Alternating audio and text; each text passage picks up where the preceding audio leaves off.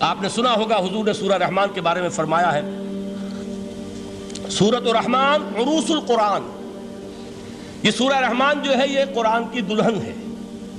جیسے دلہن کو آپ خوشنما لباس پہناتے ہیں، آراستہ پیراستہ اس کو گہنے اور اس کو زیور پہناتے ہیں، تو جس طریقے سے سجاتے ہیں آپ دلہن کو، اللہ تعالیٰ نے ایک سورت قرآن مجید میں یہ ایسی رکھی ہے سورہ رحمان کہ اسے خوب سجایا ہے۔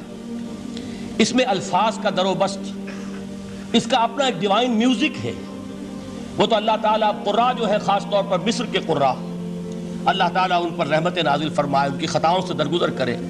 جس طرح قرآن کے انٹرنسک میوزک کو انہوں نے واضح کیا ہے، واقعہ یہ ہے کہ اگر یہ لوگ نہ ہوتے، شیخ عبد الباسط محمد عبد الصمد، شیخ محمود خلیل الحصری، یہ لوگ کہ جنہوں نے قرآن کے اس غنا میوزک، یہ لفظ جو ہے آپ حیران نہ ہو کہ میں یہ کوئی شاید توہین کر رہا ہوں قرآن کی، حضور نے یہ لفظ استعمال کیا ہے، تغنو، اس قرآن کو اچھی سے اچھی خوشلحانی کے ساتھ پڑھو۔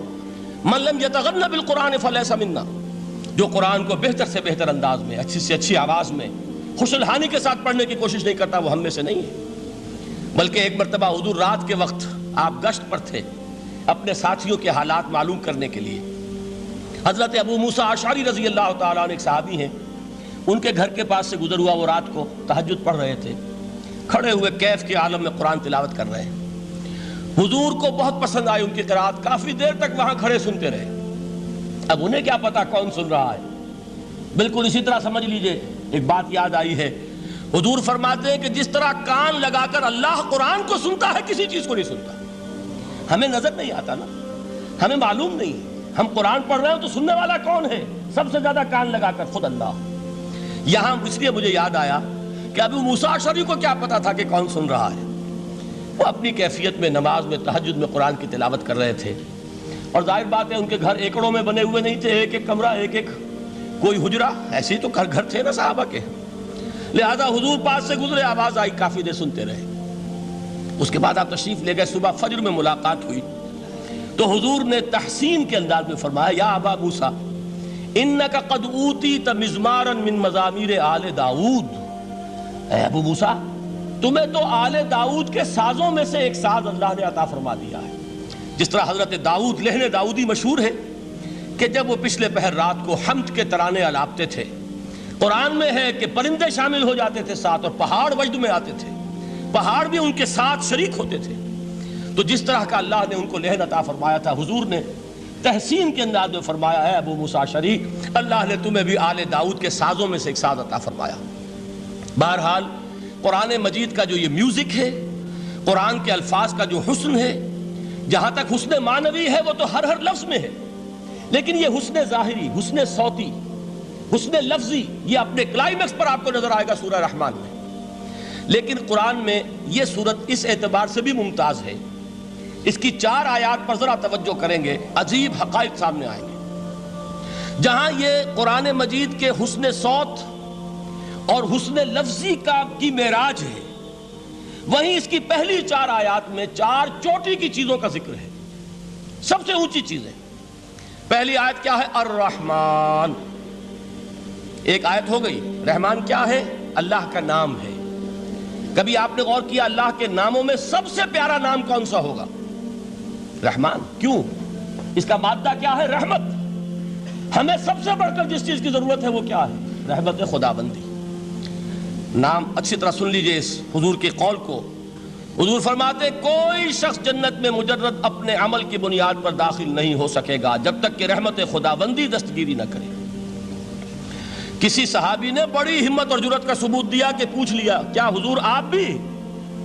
جب آپ نے فرمایا کوئی شخص داخل نہیں ہو سکتا جنت میں محض اپنے عمل کی بنیاد پر جب تک کہ رحمت خداوندی جو ہے وہ دستگیری نہ فرمائے۔ پوچھا گیا کیا آپ بھی؟ آپ نے فرمایا ہاں میں بھی۔ آپ انداز کیجئے کہ اگر محمد الرسول اللہ بھی رحمت خداوندی کے ضرورت مند ہوں تو تاب دیگراں چے رسد، ہماری تو سب سے بڑی ضرورت رحمت خداوندی ہے۔ اب یہ رحمت جو ہے قرآن مجید میں اللہ تعالیٰ کی یہ شان 2 الفاظ کے ذریعے سے آتی ہے، رحیم اور رحمان۔ اور کوئی مادہ نہیں ہے جس سے 2 نام بنتے ہوں اللہ کے، لیکن یہ مادہ ہے واحد رحمت کا کہ جس سے رحمان بھی ہے رحیم بھی ہے۔ رحیم صفت مشبہ ہے، رحمت دائم ہو جائے گی، مستقل ہوگی تو رحیم کہیں گے۔ اور رحمان، اس میں رحمت کی ہے وہ شان ہے کہ جیسے ٹھاٹھے مارتا ہوا سمندر ہو، ہیجان کی کیفیت، طوفانی کیفیت، رحمت خداوندی کا طوفانی جوش، وہ ہے رحمان۔ آپ تو رہتے اس علاقے میں ہیں، آپ کو معلوم ہے عرب اگر بھوکا مرا جا رہا ہو تو کیا کہے گا؟ انا جوعان۔ پیاسا مرا جا رہا ہو انا عطشان۔ بہت غضبناک ہوگا غضبان، غضبان آصفہ قرآن میں آیا ہے، بہت غضبناک۔ رحمان، جس کی رحمت جو ہے جوش میں ہے، ٹھاٹھے مارتے ہوئے سمندر کے مانند۔ تو یہ اللہ تعالیٰ کے ناموں میں سب سے پیارا نام۔ اب آگے چلیے، الرحمن علم القرآن، رحمان نے قرآن سکھایا۔ رحمت خداوندی کا سب سے بڑا مظہر، رحمان کی رحمانیت کا سب سے بڑا مظہر قرآن ہے۔ ان میں جو منطقی ربط ہے اس کو سمجھتے جائیے۔ اچھا آپ یہ سوچئے، جو علم بھی انسان کو حاصل ہوا وہ کس نے دیا؟ اللہ نے۔ سائنس کا علم کس نے دیا؟ اللہ نے۔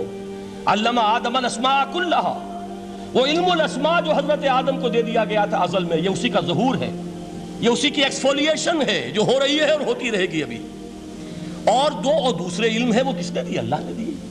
لا یحیطون بشیء من علمہ الا بما شاء، مخلوق میں سے کوئی اللہ کے علم میں سے کسی شے کا احاطہ نہیں کر سکتا مگر وہ جتنا اللہ دینا چاہے۔ لیکن یہ کہ تمام علوم میں چوٹی کا علم قرآن۔ نوٹ کرتے جائیے، اب چوٹی کی چیزیں جمع کیجیے۔ اللہ کے ناموں میں چوٹی کا نام رحمان، اللہ نے جو کچھ انسان کو سکھایا اس میں چوٹی کا علم قرآن۔ خلق الانسان، انسان کو پیدا فرمایا۔ سوال یہ کہ حیوانات کو کس نے پیدا فرمایا؟ آسمان کس نے پیدا کیے؟ زمین کس نے پیدا کی؟ فرشتے کس نے پیدا کیے؟ کیا مطلب خلق الانسان؟ اس کی تمام مخلوقات میں اس کا کلائمیکس، اس کی تخلیق کی معراج، اس کے تخلیق کا نقطہ عروج انسان ہے۔ یہ ہے کہ جو مسجود ملائک بنا ہے۔ وَلَقَدْ كَرَّمْنَا بَنِي آدَمَ وَحَمَلْنَاهُمْ فِي الْبَرِّ وَالْبَحْرِ وَرَزَقْنَاهُمْ مِنَ الطَّيِّبَاتِ وَفَضَّلْنَاهُمْ عَلَى كَثِيرٍ مِّمَّنْ خَلَقْنَا تَفْضِيلًا۔ تو تخلیق میں سب سے اونچی تخلیق انسان کی، علموں میں سب سے اونچا علم قرآن کا، اللہ کے ناموں میں سب سے اونچا نام رحمان۔